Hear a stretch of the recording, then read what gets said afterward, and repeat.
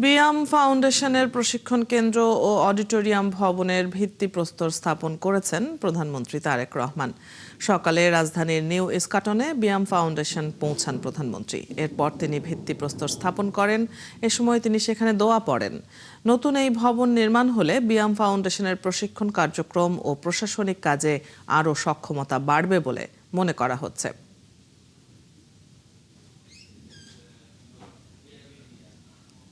Chief ও অবসরপ্রাপ্ত উচ্চপদস্থ কর্মকর্তাবৃন্দ, তিনবারের নির্বাচিত সাবেক প্রধানমন্ত্রী, গণতন্ত্রের মা, বাংলাদেশের কোরাজন খ্যাত আপসহীন। জুলাই শহীদ পরিবার ও জুলাই যোদ্ধাদের নিয়ে রাজধানীর সোহরাওয়ার্দী উদ্যানে জাতীয় সমাবেশ করছে জামায়াতে ইসলামী। সকাল 10টায় শুরু হয় এই সমাবেশ। এতে জাতীয় সংসদের বিরোধী দলীয় নেতা ও বাংলাদেশ জামায়াতে ইসলামীর আমির ডাক্তার শফিকুর রহমানের যোগ দেওয়ার কথা রয়েছে। এছাড়া 11 দলের শীর্ষ নেতারা এতে যোগ দিয়েছেন। সমাবেশে দেশের বিভিন্ন এলাকার জুলাই শহীদ পরিবারের সদস্য ও জুলাই যোদ্ধাদের অংশগ্রহণের আহ্বান জানানো হয়েছে। পাশাপাশি গণভোটের রায় বাস্তবায়নের দাবিতে সবাইকে সমাবেশে অংশ নেয়ার জন্য আহ্বান জানানো হয়।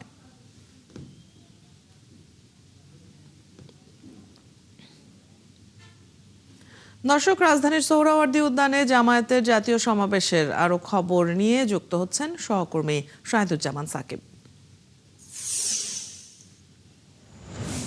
সাকিব, সমাবেশের কি খবর আছে আপনার কাছে? নেতাকর্মীরা কি বলছেন? জামায়াতের আমির কখন নাগাদ এসে পৌঁছাবেন এখানে?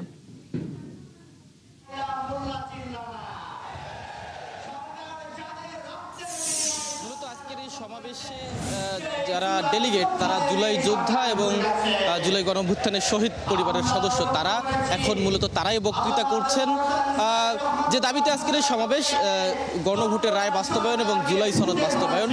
জামায়াতে ইসলামী এবং 11 দলীয় নির্বাচনী ঐক্য বিগত কয়েকদিন ধরেই এই দাবিতে তারা রাজপথের আন্দোলন শুরু করেছেন। সেই আন্দোলনের অংশ হিসেবেই আজকের এই জুলাই যোদ্ধা এবং জুলাই শহীদ পরিবারদের নিয়ে গণসমাবেশ। এখানে জামায়াতের আমির এবং সংসদের বিরোধী দলীয় নেতা ডাক্তার শফিকুর রহমান তিনি প্রধান অতিথি হিসেবে এসে বক্তৃতা করবার কথা রয়েছে। তার আগেই এখানে ইতিমধ্যেই সংসদের বিরোধী দলীয় চিফ হুইপ নাহিদ ইসলাম তিনি এসে উপস্থিত হয়েছেন এবং অন্যান্য নেতৃবৃন্দ যারা রয়েছেন তারাও হয়তো কিছুক্ষণের মধ্যেই এখানে এসে বক্তৃতা শুরু করবেন। জুলাই যোদ্ধা যারা রয়েছেন, যারা আহত আছেন, তারা মূলত বলছেন কেন আসলে গণভোটের রায় বাস্তবায়ন করা হয়নি, জুলাই সনদ বাস্তবায়ন করা হয়নি, সেই ক্ষোভের কথাগুলো তারা জানাচ্ছেন। শহীদ পরিবারের সদস্যরাও এখানে বক্তৃতা করছেন এবং কোন প্রক্রিয়ায় আসলে জুলাই সনদ বাস্তবায়ন করা যাবে এবং কিভাবে সরকারকে বাধ্য করা যাবে, নানান মতামত কিন্তু আমরা শুনছি জুলাই যোদ্ধাদের কাছে, শহীদ পরিবারের কাছ থেকে। এখন জগন্নাথ বিশ্ববিদ্যালয় কেন্দ্রীয় ছাত্র সংসদের ভিপি তিনি বক্তৃতা করছেন। অন্যান্য কয়েকটি বিশ্ববিদ্যালয়ের ছাত্র সংসদের নেতৃবৃন্দকে আমরা এই সমাবেশে লক্ষ্য করছি, তারা বক্তৃতা করছেন। জামায়াতে ইসলামী এবং 11 দলীয় নির্বাচনী ঐক্যের যারা নেতা রয়েছেন তারাও হয়তো বক্তৃতা করবেন। আগামী দিনের রাজপথের আন্দোলন কেমন হবে, কিভাবে তারা আসলে গণভোটের রায় বাস্তবায়ন করবেন, জুলাই সনদ নিয়ে সরকারকে কতটুকু চাপ প্রয়োগ আসলে তারা করতে পারবেন, কিংবা তাদের আন্দোলনের রোডম্যাপ কেমন হবে, সেই বক্তৃতাগুলো তারা হয়তো করবেন। বিরোধী দলীয় নেতা বক্তৃতা করবেন এবং অন্যান্য যারা রয়েছেন তারা কথা বলবেন। আমরা হয়তো পরবর্তী সংবাদ সংযোগগুলোতে যুক্ত হয়ে সেসব জানাতে পারবো। সাকিব, আপনি আছেন সেখানে, নিশ্চয়ই পরবর্তী খবরগুলো আমরা জানবো। দর্শক, জামায়াতের জাতীয় সমাবেশের খবর জানছিলাম সহকর্মী শাহিদুজ্জামান সাকিবের কাছ থেকে। দর্শক, হাম রুবেলার টিকাদান কর্মসূচি চলছে দেশব্যাপী। আমরা হাম পরিস্থিতির সবশেষ খবর জানবো। শিশু হাসপাতাল থেকে সহকর্মী হিমেল মাহবুব আমাদের সাথে যুক্ত হচ্ছেন এই মুহূর্তে। হিমেল, একটু জানাবেন যে শিশু হাসপাতালে রোগীর সংখ্যায় কোনো পরিবর্তন এসেছে কিনা? আমরা যেমনটি জানছিলাম যে হাম এবং হামের উপসর্গ নিয়ে অনেক শিশুরা বিশেষ করে ভর্তি হচ্ছে। এখন কি অবস্থা দেখছেন, কি বলছে হাসপাতাল কর্তৃপক্ষ?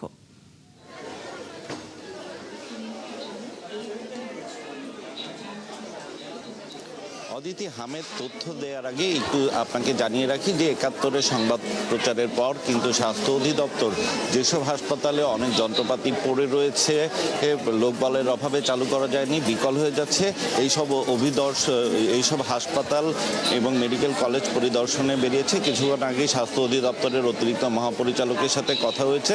তিনি আজকে কুষ্টিয়া মেডিকেল কলেজ হাসপাতাল এবং কুষ্টিয়া জেনারেল হাসপাতাল পরিদর্শনে গেছেন এবং কিছুক্ষণ আগে ফোনে জানিয়েছেন যে জেনারেল হাসপাতালে ব্যাপক অনিয়ম তিনি পেয়েছেন।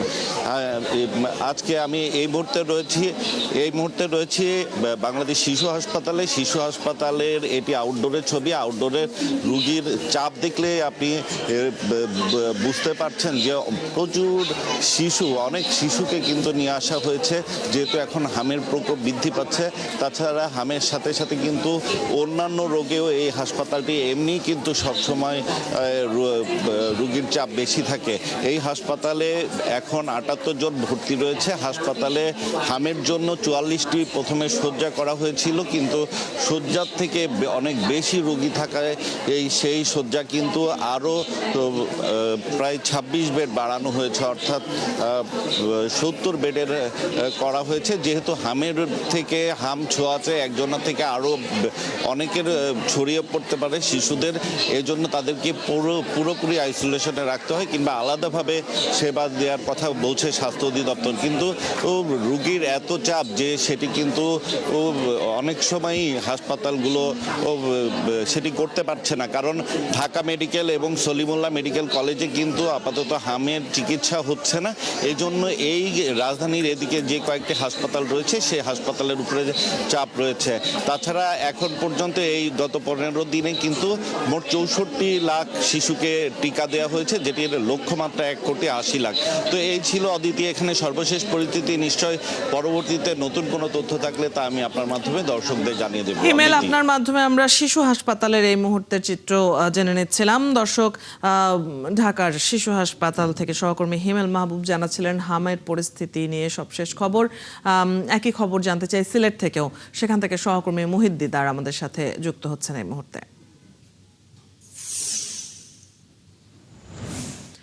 দিদার, শুক্রবার চিকিৎসাধীন অবস্থায়ও ৩ শিশুর মৃত্যু হয়েছে।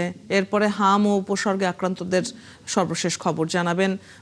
এখানে আইসোলেশন ওয়ার্ডের কি অবস্থা?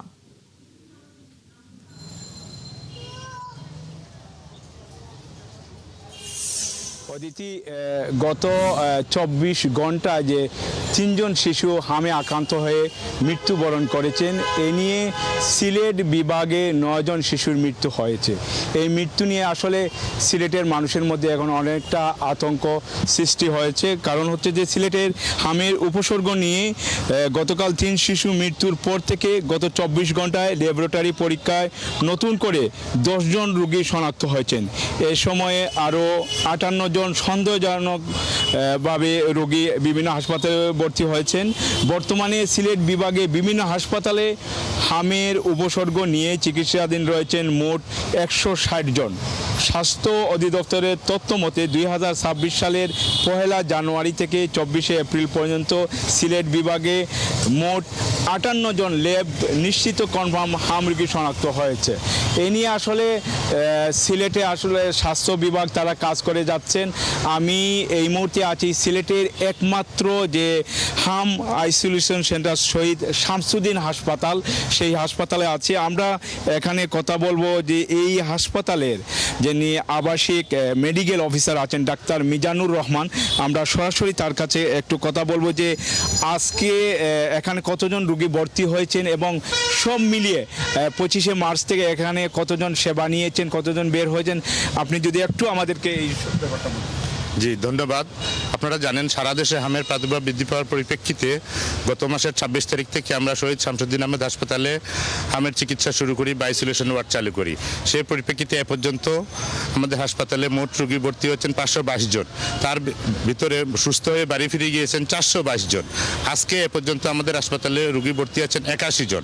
আপনারা জানেন ওসমানী মেডিকেল কলেজ হাসপাতালে ১০ শয্যা বিশিষ্ট একটি মিডিলস ডেজিগনেটেড PICU চালু করা হয়েছে, সেখানেও ১০ জন রোগী ভর্তি আছেন। আপনারা শুনলেন যে শহীদ শামসুদ্দিন হাসপাতালের যিনি আবাসিক medical officer doctor Mizanur Rahman, তিনি সিলেটের একমাত্র, সিলেট বিভাগের একমাত্র যেটা হামের আইসোলেশন সেন্টার শহীদ শামসুদ্দিন হাসপাতালের কথা বলেছেন। এখানে প্রত্যেক দিন রোগী আসতেছে, রোগীদের বয়স হচ্ছে যে 3 মাস থেকে 12 বছর বয়সের শিশুদের সংখ্যা এখানে বেশি। দিদার, আপনার কাছ থেকে আমরা সিলেটের পরিস্থিতি জানছিলাম, ধন্যবাদ যুক্ত হবার জন্য। দর্শক, হামের খবর আমরা জানছিলাম সহকর্মীদের কাছ থেকে, রাজধানীর এবং একই সাথে সিলেটের খবর নিয়ে যুক্ত ছিলেন আমাদের সহকর্মীরা। জ্বালানি তেলের দাম এবং সরবরাহ বাড়ানোর পরও দেশের ফিলিং স্টেশনগুলোতে শৃঙ্খলা ফেরেনি। বেশিরভাগ পাম্পেই দেখা যাচ্ছে যানবাহনের লম্বা সারি। সারা দেশেই কম বেশি এক চিত্র। রাজধানীতে আজকের পরিস্থিতি কেমন তা জানাতে আমাদের সাথে যুক্ত হচ্ছেন সহকর্মী সিফাত ফারুকী। সিফাত, পাম্পগুলোর অবস্থা কেমন দেখছেন এবং আপনি যেখানে আছেন সেই এলাকায় জ্বালানি সংকট রয়েছে কেমন, জ্বালানি পরিস্থিতি নিয়ে ক্রেতারা কি বলছেন, আর ছুটির দিনে একটু কি পাম্পগুলোতে ভিড় কম আছে?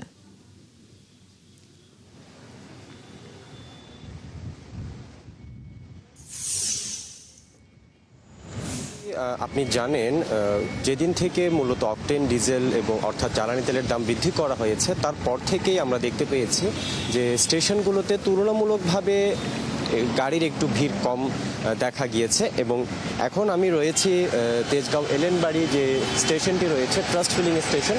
এখানে আমরা সচরাচর এই স্টেশনটিতে সহ অন্যান্য যে স্টেশনগুলো রয়েছে সেখানে দেখতে পেয়েছিলাম, আমরা দেখতাম যে অনেক গাড়ি থাকতো এবং মোটর সাইকেল থাকতো।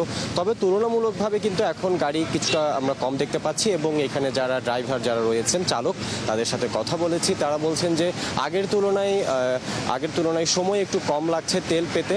তবে আসলে সব মিলিয়ে আগের যে সমস্যা, সেই সমস্যা কিন্তু এখনও বিদ্যমান। সবাই বলছেন, যে চালকরা তারা বলছেন এখনও কিন্তু ভোগান্তি কমেনি, এখনও যে মোটামুটি যে সময় লাগছে সেটিও কিন্তু কম নয়। এবং তেলের যে সংকট, এই সংকটটি কিন্তু এখনও বিদ্যমান রয়েছে। এর মাঝে আবার যদি বলি, কিছু পাম্প বন্ধ থাকার কারণেও সমস্যা হচ্ছে বলে তারা জানিয়েছেন। আবার যেসব পাম্প খোলা রয়েছে সেখানেও কিন্তু দীর্ঘ সারি এবং বেশ কিছু কারণও রয়েছে।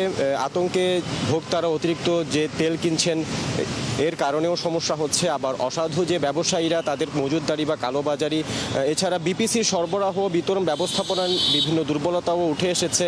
বিভিন্ন কারণেই কিন্তু সমস্যা হচ্ছে বলে তারা জানাচ্ছেন। এবং গত কয়েকদিন একটি বিষয় উল্লেখযোগ্য, সেটি হচ্ছে আমরা দেখতে পেয়েছি যে তেল নিয়ে যে মজুতদারি বা কালোবাজারি বা দুর্নীতির কিছু বিষয়, বিভিন্ন পাম্প বা বিভিন্ন ব্যবসায়ীরা তারা তেল মজুত করে বিভিন্ন জায়গায় তারা বিক্রির কারণেও এই সমস্যার সৃষ্টি হতে পারে। এছাড়া আরও একটি বিষয় যে গাড়ি চালক এবং যে মোটর সাইকেল চালক যারা, তাদের বিরুদ্ধে একটি অভিযোগ ছিল যে তারা দীর্ঘ সময় লাইনে দাঁড়িয়ে তারা আবার তেল বিক্রি করছে। কিন্তু আমরা যখন তাদের সাথে কথা বলেছি, তারা অনেকেই বলেছেন যে লম্বা সময় ধরে প্রায় 5 থেকে 10 ঘন্টা লাইনে দাঁড়িয়ে তেল নেওয়ার পর আসলে বিক্রি করার বিষয়টি কিন্তু আসলে এটির কোনো যৌক্তিকতা নেই। কারণ এখানে তারা তেল যারা নেন, তারা এই তেল দিয়ে তারা পরবর্তীতে তাদের গাড়িটি আবার চালাতে হয়, এটি সক্রিয় রাখতে হয়। এবং মূলত বিভিন্ন বিশ্লেষণেও দেখা যাচ্ছে আতঙ্কজনিত বাড়তি চাহিদা থাকলেও সরবরাহ সেই অনুপাতে মূলত আসলে বাড়েনি। সব মিলিয়ে যদি বলি, যে পাম্পগুলো রয়েছে, এই পাম্পে এখনও কিন্তু দীর্ঘ গাড়ির সারি রয়েছে। এবং পাম্প কর্তৃপক্ষ বলছে যে জ্বালানি তেলের যথেষ্ট মজুত রয়েছে, কিন্তু গ্রাহকদের যে চাপ, সে চাপ এখনও দেখা যাচ্ছে। তবে যারা ক্রেতা তারা বলছেন যে তাড়াতাড়ি যেন এই সমস্যার সমাধান হয়ে যায়। অদিতি। ধন্যবাদ সিফাত, আপনার কাছ থেকে আমরা জেনে নিচ্ছিলাম এখনকার পরিস্থিতি। দর্শক, জ্বালানি সংকট নিয়ে সহকর্মী সিফাত ফারুকী আমাদের সাথে যুক্ত ছিলেন, সবশেষ খবর জানাচ্ছিলেন তিনি। বাংলাদেশের এপ্রিল-মে মাসের চাহিদা অনুযায়ী ডিজেল সহ অন্যান্য পরিশোধিত জ্বালানি তেলের সরবরাহ নিশ্চিত হয়েছে।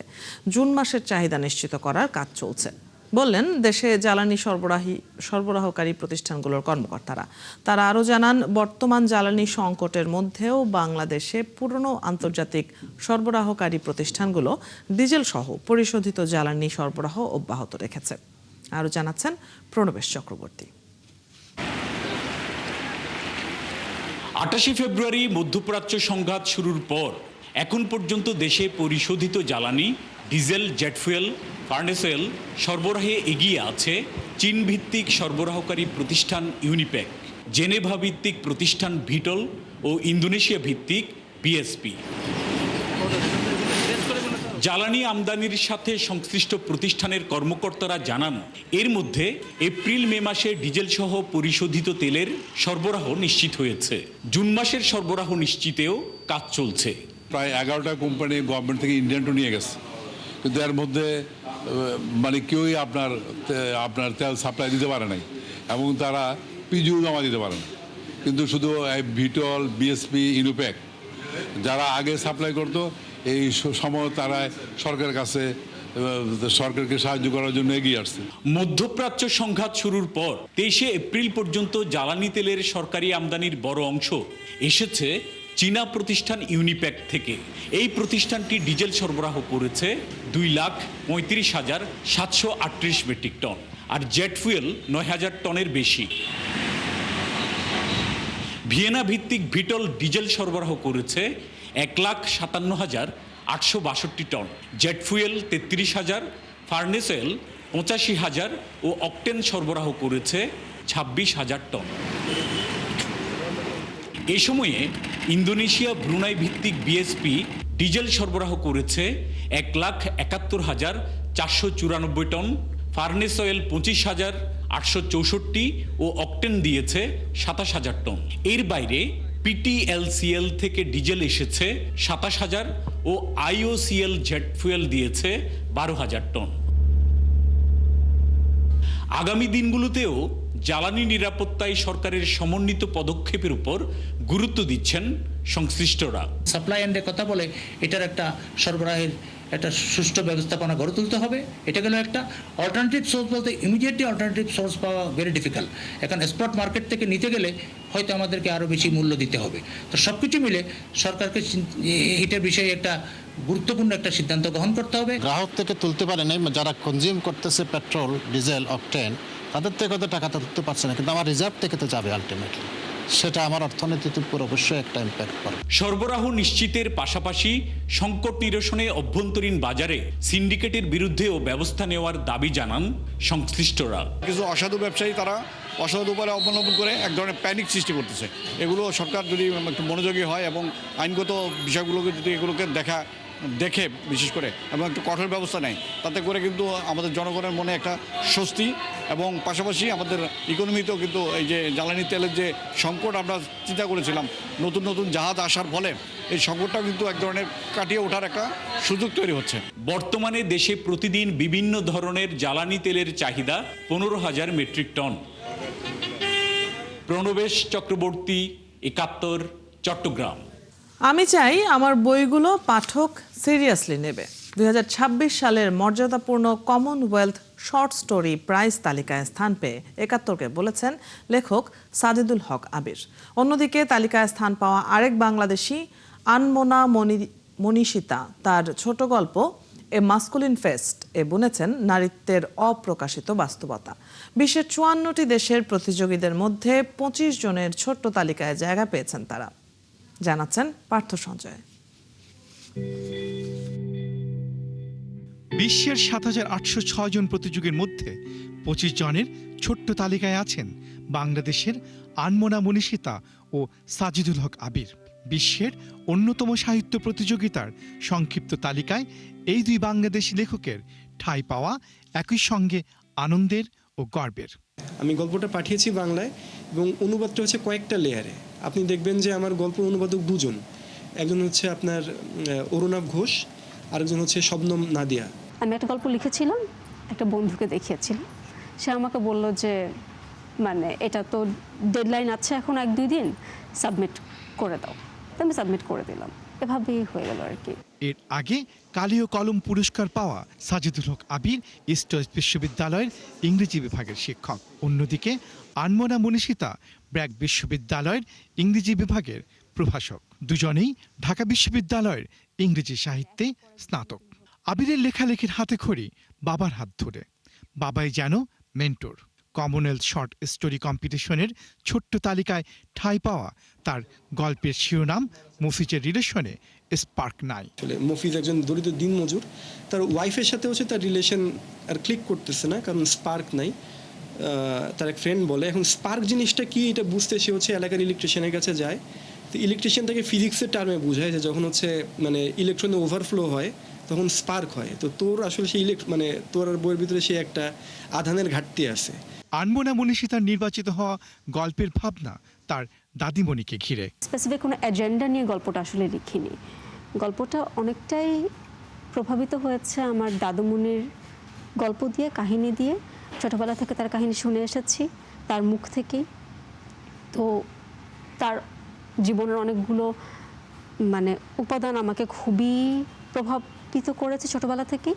তো সেই উপাদানগুলোকে আমি এক জায়গায় এনেছি, কিন্তু আবার পুরো ঘটনা প্রবাহটা তো মানে আমার কল্পনা থেকেই এসেছে। এমনিতেই আনমনা তার গল্প অনেকটা আড়ালে রাখতে ভালোবাসেন, তবে বন্ধুর উদ্দীপনায় কমনওয়েলথে গল্প পাঠানো, আর তাতেই সংক্ষিপ্ত তালিকায় তার গল্প। আমি তো ইংরেজি সাহিত্যের ছাত্রী এবং তার উপরে হচ্ছে আমি ছোটবেলা থেকেই বই পড়ি। তো আমি যেগুলো গ্লোবাল লিটারেচারে যে ধরনের ক্যারেক্টার আমি কম পাই, সে ধরনের ক্যারেক্টারের গল্প যখন আমি শুনি তখন আমার কাছে মনে হয় এগুলো তো ভালো গল্প, তো এগুলো লেখা হয়নি কেন, তখন আমার লিখতে ইচ্ছা করে। অন্যদিকে সাজিদুল হক আবির ব্যক্তি মানুষের লড়াইকে নিঃশব্দে ব্যঞ্জনায় হাজির করেন। এই স্বীকৃতি তার কাছে সেফ জার্নি। আমি যখন লিখি তখনই আমি হ্যাপি থাকি এবং ওই প্রসেসটা এতটা বিচ্ছিন্ন, এতটা সেক্লুডেড, নিজের মাথার ভিতরে একটা পৃথিবী কল্পনা করতেছি এবং সেই পৃথিবীটাকে আমি পরে ছাপার হরফে আনতেছি। এটা আনন্দ অপরিসীম। এখন পাঠক তো চাই, আমি এতটুকুই চাই যে হয়তো আমার বইগুলা মানুষ সিরিয়াসলি নেবে। নির্বাচিত 14টি দেশের এই 25 লেখকের মধ্যে একজন হবেন সেরা। এছাড়া 5 জন পাবেন কন্টিনেন্টাল সেরার পুরস্কার। পুরস্কার মূল্য 5,000 ও 2,500 পাউন্ড। পার্থ সঞ্জয়, 71, ঢাকা। চলছে সংবাদ সংযোগ। সরাসরি সংবাদ অনুষ্ঠান দেখতে চোখ রাখুন 71-এর ফেসবুক পেজে এবং সাবস্ক্রাইব করুন 71-এর ইউটিউব চ্যানেল। থাকুন 71-এর সাথে।